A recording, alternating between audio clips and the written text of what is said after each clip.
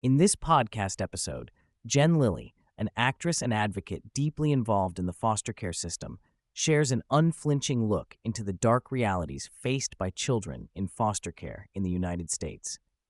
She discusses systemic issues such as human trafficking, the challenges of fostering and adoption, legislative obstacles, and the crucial role of churches and communities in addressing this crisis. Jen's personal experience fostering and adopting children through this broken system offers an authentic perspective on why reform and increased support are desperately needed. Jen opens by emphasizing how foster care is the deep end compared to other institutions like Hollywood or education when it comes to harm done to children. The system is rife with abuse, neglect, and exploitation, with a particularly harrowing connection to human trafficking. Children in foster care are uniquely vulnerable, often bounced between placements, making them prime targets for traffickers who exploit their need for stability, love, and safety. The culture of silence and denial around these issues exacerbates the problem, leaving many children invisible to society. When asked to compare damage done by the entertainment industry, education, and foster care, Jen unequivocally points to foster care as the most damaging institution. Hollywood and education may contribute to societal ills, but they only dip their toe in the pool, whereas foster care plunges children into a systemic hell.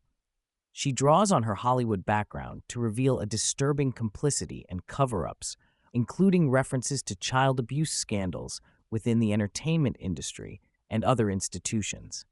Yet foster care's failings are on a more devastating and direct level because it is responsible for caring for children who are already victims of trauma. One of the darkest truths Jen lays bare is the stark reality that foster care serves as a pipeline into human trafficking. Missing children reports show that 63 foster children disappear every day, many never found or reported. Social media, online platforms, and lack of adequate monitoring facilitate traffickers' ability to target these children. Moreover, legislative gaps allow traffickers to adopt children from foster care with impunity, as no law criminalizes sexual exploitation post-adoption. This loophole makes foster care a playground for predators who exploit children for profit, with little to no safeguards to prevent it. Jen shares her intimate experience growing up around foster care through temporary family placements and later fostering and adopting children herself. She highlights the traumatic journey of children removed from their homes, often with nothing but a trash bag to carry their belongings. The abrupt separation, lack of explanation, and placement into strangers' homes sow deep feelings of rejection, shame, and confusion in these children. Many suffer complex PTSD at rates twice that of combat veterans. The unstable nature of foster placements, children changing multiple homes and schools, further impedes their emotional and educational development. Jen stresses how pervasive myths misrepresent foster children as bad kids, when in truth, their behaviors often stem from trauma, neglect, and broken attachments. The ultimate goal of foster care is reunification with biological parents, not adoption. Yet many misunderstandings surround this fact.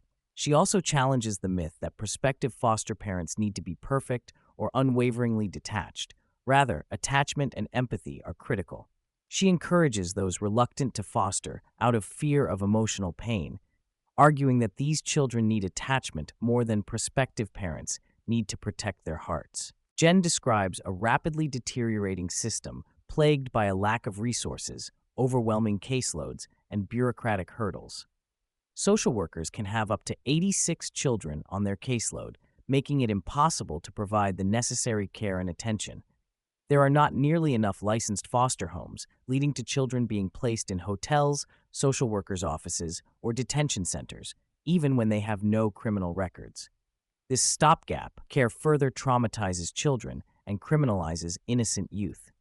The shortage of suitable homes and caregivers is compounded by policies lowering foster parent licensing standards, which risks placing children in harmful or abusive homes. Jen discusses the 2018 Family First Prevention Services Act, a bipartisan law intended to reduce foster care entries through prevention programs. Although well-meaning on paper, the Act's implementation has created more bureaucracy, poorly allocated funds, and devastating unintended consequences. States must fund scientifically validated programs to receive prevention funds, excluding many grassroots community efforts that lack resources for formal research. The act also restricts funding for residential treatment facilities due to outdated Medicaid laws, leading to the closure of essential therapeutic group homes like Child Helps Village in California. These closures force severely traumatized children into less appropriate or abusive placements. The system increasingly shifts children away from official foster care into hidden foster care, where kids live with unlicensed relatives without formal oversight or the benefits that licensed foster families receive. This includes over 55,000 children in kinship placements without financial support, Medicaid, or therapeutic services. Another estimated 100,000 to 300,000 children are rehomed or placed informally without court cases, leaving them unmonitored and vulnerable to neglect or exploitation. These hidden placements mask the true size of the crisis and reduce accountability. Jen highlights alarming legal gaps that facilitate trafficking within foster care. In 33 states, adopters can legally consent to their foster child's marriage before age 18 without the child's input, with some states shielding such marriages from statutory rape laws. This enables trafficking networks to operate under the guise of marriage. Furthermore, there is no federal or state law making it a crime to sexually exploit a foster child adopted by traffickers, since adoption confers full parental rights and shields perpetrators from prosecution. This loophole is known to lawmakers but remains unaddressed. Jen calls on churches and communities to become actively involved, emphasizing that if just one family per 4 churches fostered a child, the entire foster care crisis could be resolved. Yet many churches avoid engagement, focusing efforts overseas rather than on local children in need. She critiques the bystander effect within Christian communities, where the assumption that someone else will do it leads to paralysis. She urges believers to embody the example of Jesus, who ran toward brokenness, and to move beyond spiritual complacency or comfort to tangible action. Recognizing that not everyone can foster, Jen outlines alternative ways to support foster youth and the system.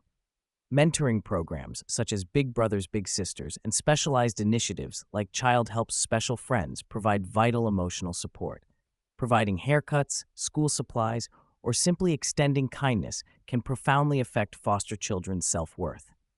Supporting social workers with simple acts of encouragement or donations helps reduce burnout. Adoption from foster care remains a critical avenue, particularly for teenagers aging out with no permanent homes, and organizations exist to facilitate this process and provide assistance. Jen recounts her family's journey fostering and adopting boys from foster care, emphasizing the complexity of emotional and legal dynamics. Navigating relationships with biological parents, handling trauma-induced behaviors, and managing attachment challenges require immense patience and knowledge. She stresses the importance of transparency with foster children about their histories at appropriate developmental stages and acknowledges the ongoing struggles with identity and trauma that her adopted sons face. Her husband's initial hesitation reflects common fears prospective foster parents have, which can be overcome through education and experience. Becoming a foster parent is more accessible than commonly believed, with clear steps involving orientation classes, background checks, parenting courses, and home studies. Licensing may differ depending on whether one goes through a private agency or government department, with private agencies sometimes offering better support and stipends. Respites, or short-term foster care, also exist to help families manage burnout and offer occasional care without long-term commitment. Placement requests vary, from emergency calls for infants to planned placements for siblings, and foster parents have the right to accept or decline cases according to their readiness. Jen also addresses concerns about how biological children adjust to fostering. Her own children understand their foster siblings' backgrounds and share an empathetic bond. She explains discipline strategies, accommodating trauma histories without physical punishment, and advocates involving biological children in family discussions about fostering. The experience brings profound growth, compassion, and maturity to all children involved. Jen's kids now eagerly want to foster again. demonstrating how exposure to foster care can positively shape attitudes and values from a young age. Advocating for reform within Congress reveals both hope and frustration. Jen shares her efforts to influence premature reunification laws and reform systems to better protect children. However, she highlights the political realities where bills become burdened with extraneous Christmas tree provisions, lack full comprehension by legislators, and face slow or blocked progress. The 2023 Fostering Futures Act is an example of bipartisan success focused on supporting youth aging out of care, expanding assistance eligibility to those as young as 14, and extending services to age 21. Still, the broader systemic issues require much more urgent attention. Throughout, Jen stresses the need for empathy, not only to understand these children's plight, but to fuel action. Foster children often arrive with deep emotional wounds and complex behaviors born from trauma. Stable, caring adults who persist through challenging moments can help ride out difficult phases and gradually restore trust. Advocacy involves educating others, lobbying for systemic reform, supporting social workers and foster parents, and breaking cycles of neglect. Jen's faith plays a central role in motivating her persistent commitment to these vulnerable youths and urging others to join the fight.